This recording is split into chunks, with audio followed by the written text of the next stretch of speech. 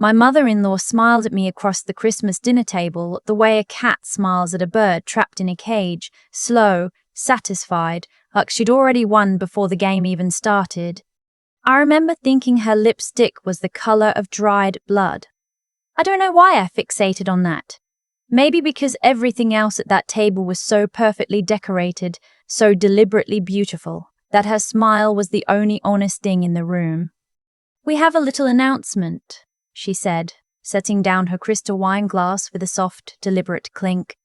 "My husband," I'll call him my husband because he was still legally that at the time, he didn't look up from his plate. He moved a piece of roasted potato to the left side of his dish, then moved it back. I watched his jaw tighten. That was the moment I knew. Not what was coming exactly, but I knew something was. Let me back up, because to understand what happened that Christmas, you have to understand the 18 months that came before it. I married into the Caldwell family when I was 31. I was a physical therapist with my own small practice, a 2-bedroom house I'd bought by myself at 28, and a rescue dog named Fig who slept at the foot of my bed. I was, by any reasonable measure, a person who had built something real. My husband, I'll call him Marcus, was the youngest of 3 Caldwell boys. His mother, Eleanor, ran the family like a country she had personally founded.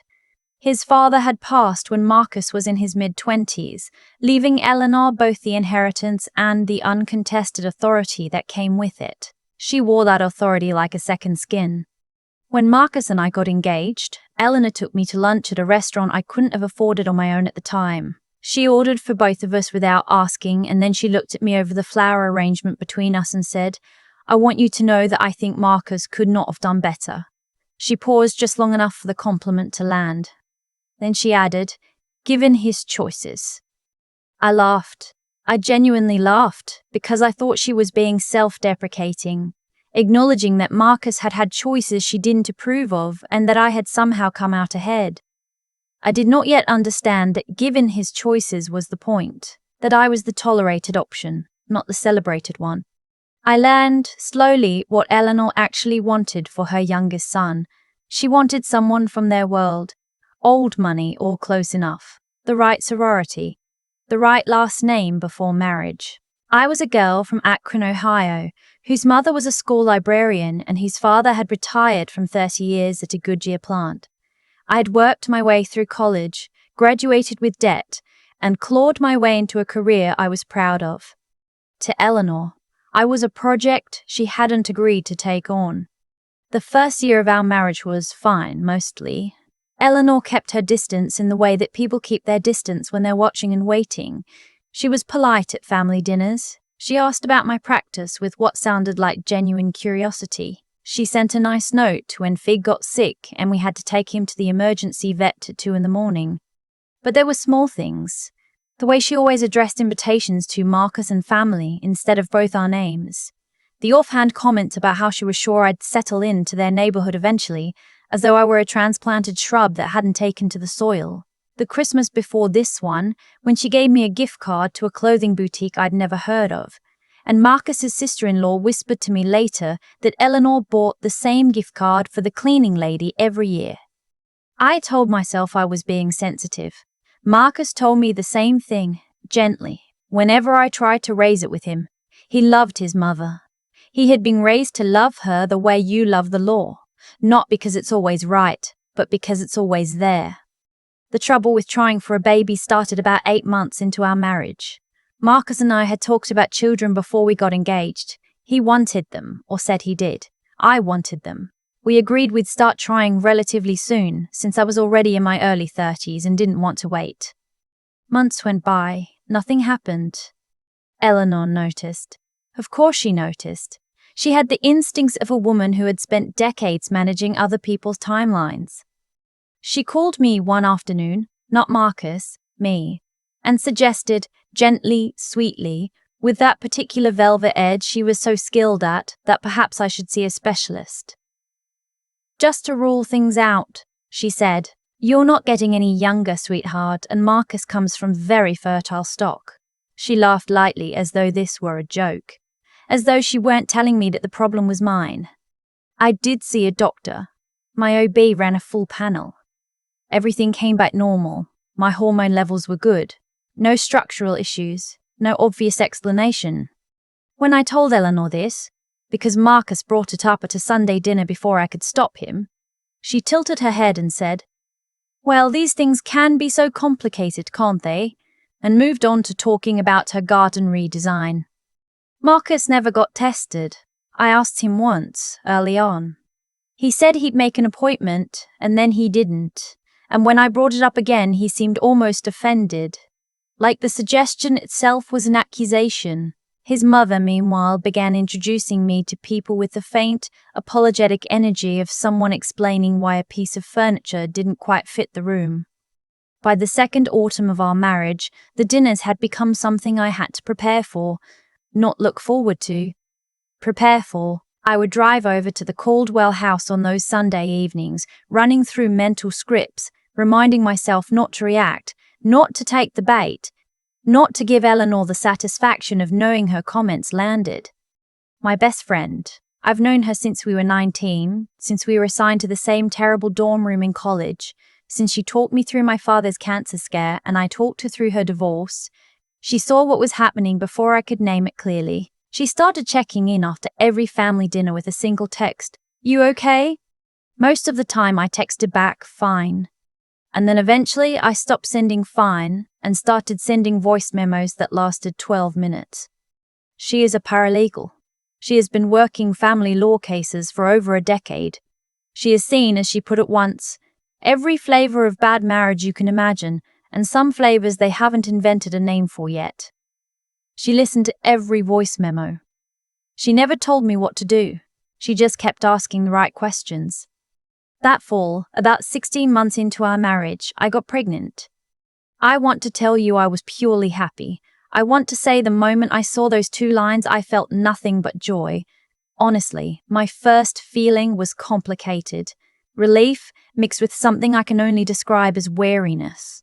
Because I'd been living in a household where the state of my uterus had become almost a topic of shared public interest, and I didn't yet know how to feel things privately anymore. I told Marcus that same evening. He cried. He held me for a long time in our kitchen with the dinner getting cold on the stove, and he said he was so glad, and I believed him. Whatever else was true about our marriage by that point, that part was real. I didn't tell Eleanor. I wanted to wait until the 12-week mark, which is what every doctor recommends. Marcus agreed. He said we'd tell his family together at Christmas, which was just a few weeks past my first trimester. I should have noticed that he seemed almost too relieved by that plan. Too willing to wait. Christmas Eve at the Caldwell house was always elaborate. Eleanor hosted 30 people minimum, family, neighbors, the few close friends who had been deemed worthy of inclusion over the years. The house smelled like pine and mulled wine and the particular kind of expensive candle that cost more than my car payment. There was a pianist. There was always a pianist. My best friend was there because I had quietly asked Eleanor months earlier if she could be included on the guest list. Eleanor had said yes with the tight smile she used when she was doing something she considered a concession. My friend had driven 4 hours to be there. I didn't tell her why I really wanted her there. I told myself it was because I wanted someone in my corner at a family gathering, which was true. I didn't let myself think too much further than that. Dinner was going well on the surface. The table seated 22 people. I was placed, as usual, at the far end from Eleanor. Close enough to be included, far enough to be peripheral. The food was extraordinary, as it always was. I ate carefully because I was still getting used to what my newly pregnant stomach would and wouldn't tolerate, and I sipped water while everyone around me drank good wine. Eleanor stood up about an hour into the meal. She tapped her glass and the room went quiet. She was that kind of woman, the kind rooms quiet for without her having to ask twice. "I want to share something wonderful," she said. She was beaming. I had seen Eleanor Caldwell pleased before, but this was different. This was radiant. As you know, our family has been hoping for wonderful news for some time. I felt something drop in my chest. Not fear, exactly. More like the feeling you get when you're on a ladder and one rung shifts slightly under your foot. Marcus has told me that he and a very special woman will be welcoming a child this spring. The room made a collective sound, warmth, delight, congratulations beginning to form on lips. Someone across the table reached for a glass to raise a toast. And then the room registered my face. I was not, in that moment, smiling. I was looking at my husband, who was looking at the centerpiece, who had gone the color of old chalk. "Excuse me," I said. My voice came out quieter than I intended. Eleanor turned to look at me with an expression that told me everything. She already knew I was pregnant. Someone had told her. Marcus had told her. And Eleanor, in her infinite control, had just announced my pregnancy at her table in a way that conspicuously failed to include me as the mother. She said the mother was a very special woman. She had not said my name. "Which woman?" I asked. I kept my voice very even. I had practiced keeping my voice even for 18 months. I was extremely good at it by now. "You said a very special woman." "Which woman?" The table had gone quiet in a new way, not the warm quiet of anticipation. The held breath quiet of witnesses. Eleanor's smile didn't waver, but something behind her eyes recalibrated. "Why, you, of course," she said. "Who else would I mean?" "I wasn't sure," I said, "since you didn't say my name." She laughed, the light dismissive laugh she used to close doors. "I think you might be a little oversensitive tonight, sweetheart. It's been a long—" "I'd like to hear my husband explain something," I said. I looked at Marcus. He finally looked back at me. In his face I saw guilt and grief, and the particular expression of a man who has been caught between two people he is afraid of and made the wrong calculation about which one to betray. "I told my mum," he said quietly. "Last week, I'm sorry, she asked me directly, and I—" "That's not what I'm asking about," I said, because by then, something else had shifted in me. Something my friend had said 3 weeks earlier after one of my 12-minute voice memos. Something she'd asked, gently, carefully, with the steadiness of someone who already knew the answer might hurt. "Has Marcus ever been tested?" I had started to say yes out of habit, and then I'd stopped, because the appointment he'd made had never happened, and when I had finally pushed him, 6 weeks ago, genuinely pushed him, had sat across from him in our kitchen and said, "I need you to do this, not for me, for us," he had gone very still, and said he needed to tell me something.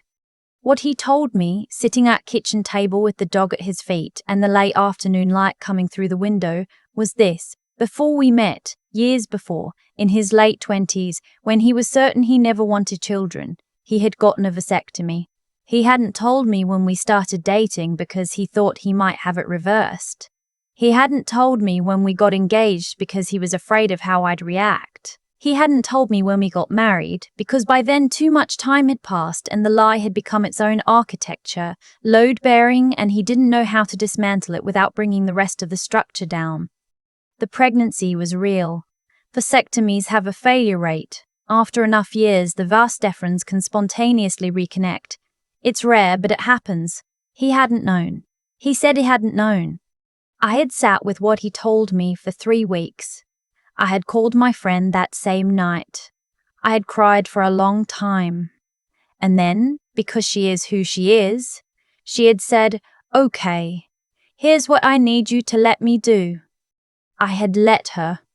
So at that Christmas table, when I looked at my husband and said, "That's not what I'm asking about," everyone heard the quiet in my voice and understood that something much larger was in the room with us. "Did you tell your mother," I said slowly, "the full situation? About the procedure you had? Before we were married?" The table went very still. Marcus's older brother looked up. Marcus's mother's composure, for the first time in 18 months of my close observation, showed a hairline fracture. "I don't know what you're implying," Eleanor said. "I'm not implying anything," I said. "I'm asking a direct question. Did Marcus tell you about his vasectomy? The one he got when he was 29? The one that, medically speaking, made it essentially impossible for me to get pregnant. And yet, somehow, I am." The word vasectomy hit that Christmas dinner table like something dropped from a height. Eleanor opened her mouth, closed it. I continued because I had decided, sitting in my car in a parking garage 3 days before this dinner, talking to my friend for 90 minutes, working through every version of how this could go. I had decided that I was going to say everything, clearly, without yelling, without cruelty, without performing my pain for an audience. I was going to simply tell the truth in front of everyone who had, for 18 months, accepted a version of me that was smaller than the truth.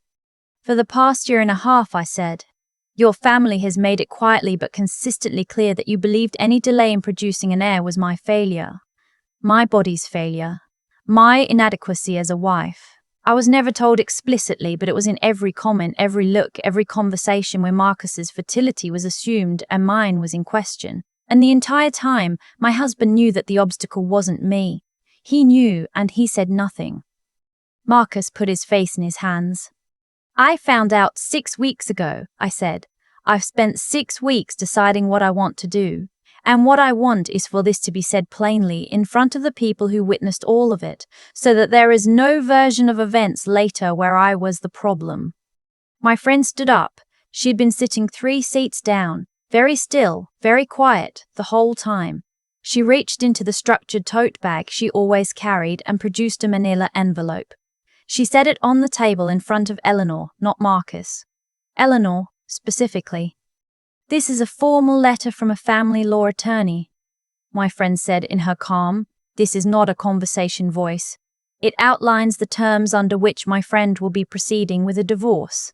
It includes documentation of the concealed medical procedure, which her attorney has advised constitutes grounds for fraud in this jurisdiction and may impact the division of marital assets. It also includes a notarized declaration of her pregnancy, full documentation of the prenuptial agreement she signed, which, as you'll see, was based on materially false disclosures on Marcus's part, and a formal request that all future communication regarding this matter go through counsel. Eleanor looked at the envelope and did not touch it. The pianist, somewhere in another room, had started playing again, unaware. The soft notes drifted under the door of the dining room, like they'd wandered in from the wrong story entirely.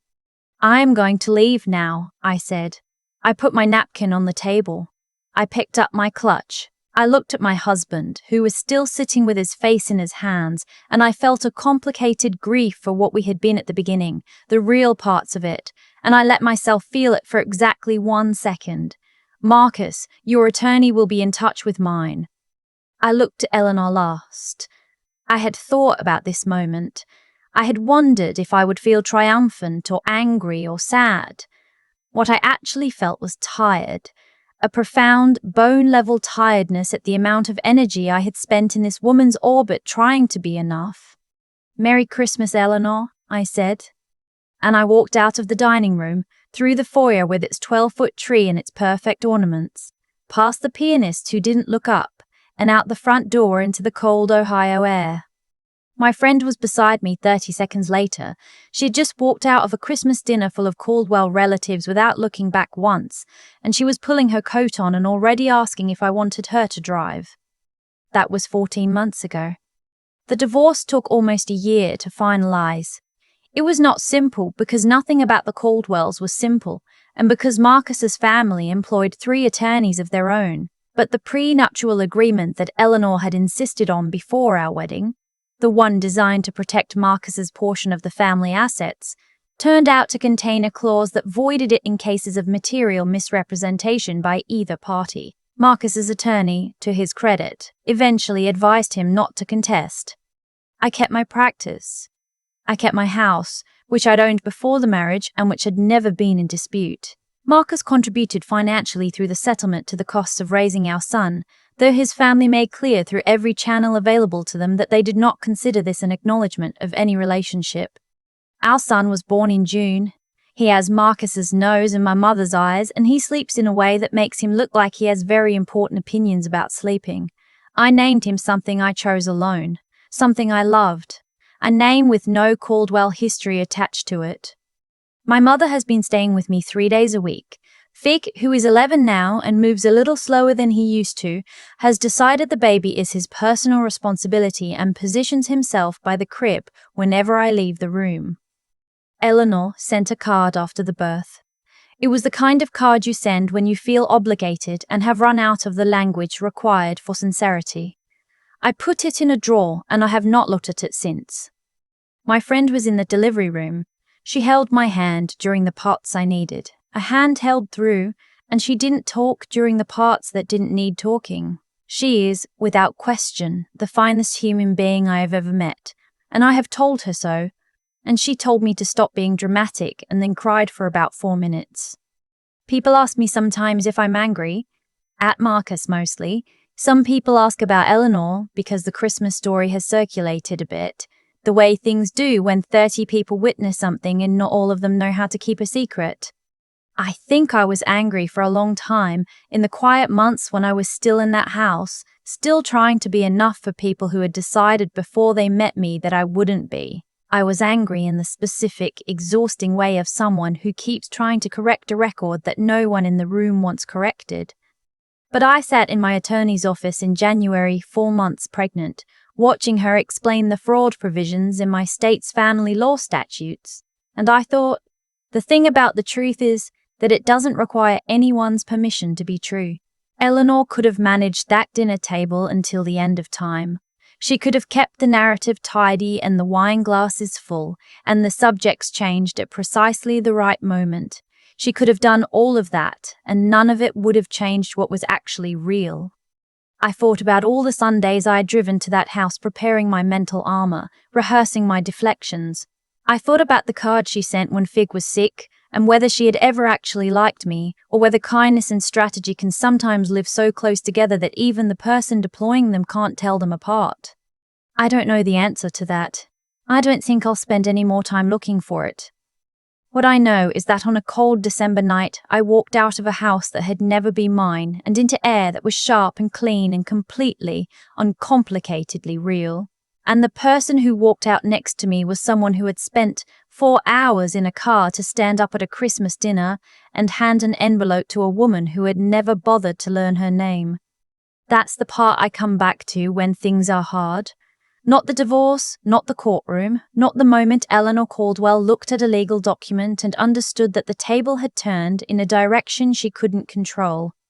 I come back to my friend beside me in the cold, asking if I wanted her to drive, her coat only half buttoned, her voice completely steady. I said I'd drive, and we went home. I keep thinking about the roast potato, the way Marcus moved it to one side of his plate and then moved it back. That small, useless gesture of a man who already knew what was coming and had run out of ways to stop it. There's something I've had to sit with. In the 14 months since that Christmas dinner, the people who hurt us most are rarely monsters in the way we imagine monsters. Eleanor wasn't cruel in some cartoonish, obvious way. She was controlled. She was strategic. She sent a kind note when my dog was sick. She ordered good wine and knew how to make a room feel warm. And she spent 18 months quietly building a version of me that was smaller than I actually was, because a smaller version was easier to manage. That's the thing about dishonesty that nobody tells you when you're young. It doesn't always look like lying. Sometimes it looks like a gift card. Sometimes it looks like giving his choices. Sometimes it looks like a man moving a piece of potato back and forth on his plate while his mother announces your pregnancy without saying your name. I think about what it cost me to stay in that house for 1.5 years, preparing myself every Sunday like I was going into something I needed armor for, that kind of sustained effort. The effort of making yourself smaller, of keeping your voice even, of not reacting. It takes something from you that doesn't come back all at once. It comes back in pieces, slowly, the way circulation returns to a limb that's been pressed against something too long. What I know now, that I didn't fully know then, is that clarity is an act of courage. Not the dramatic kind, not the standing up at the table kind, though that mattered too, but the quieter kind, the kind that says, I'm going to know the truth, and I'm going to let it be true, even when knowing it costs me something. I had to choose to see Marcus clearly. I had to choose to see Eleanor clearly. I had to sit in my kitchen with the late afternoon light coming through the window and let what was real be real, without softening it into something easier to live with. My friend had that clarity long before I did. She asked the right questions while I was still telling myself I was being sensitive. She didn't push.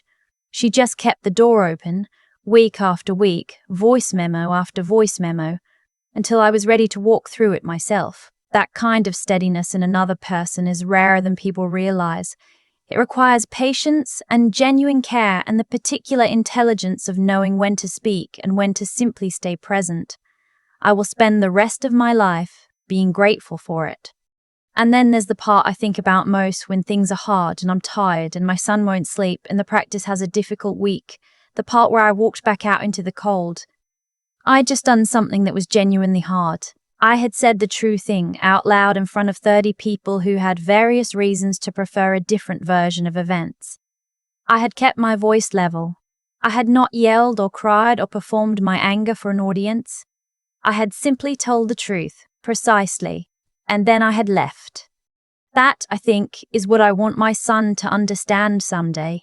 Not the revenge part, though I won't pretend the envelope didn't feel good.